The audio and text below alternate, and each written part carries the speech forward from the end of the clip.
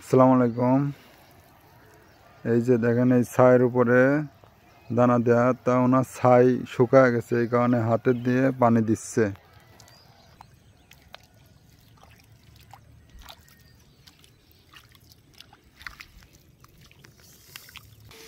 দানা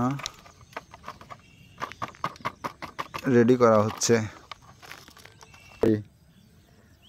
আসসালামু আলাইকুম।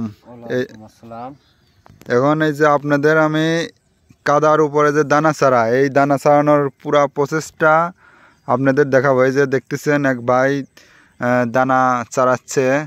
তো ভাই এইখানে দানা চারানোর পুরো প্রসেসে প্রথম থেকে একটু বলবেন তো? প্রথমে একদম পানি শুকানোর পর থেকে কি কি করতে হয় একটু বলেন। এই দ্বারাই বলেন। হ্যাঁ, পানি শুকানোর পরে মনে করেন যে জমিটা প্রসেসিং করার যে প্রসেসটা, গাছটা ফেলে দিয়ে তারপর মনে করেন যে মই করতে হয়, সমান করতে হয়।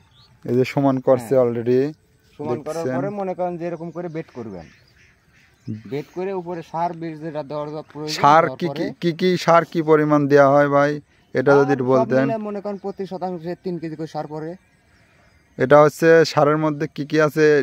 ড্যাপ আর ড্যাপ আছে, পটাশ আছে। আরো একটা কেঁচো মারার জন্য একটা বিষও এখানে প্রয়োগ করা হয়, দানাদার বিষ। সেটা পরবর্তীতে ভাই দানা চারানোর জন্য 1 কেজি দানা চারাইতে কয় শতাংশ জমি লাগে? 1 কেজি দানা চারাইতে আপনার মনে করেন যে 4-5 শতাংশ জমি লাগে। 4 থেকে 5 শতাংশ জমি হলে ভালো হয় আর কি 1 কেজি দানার জন্য।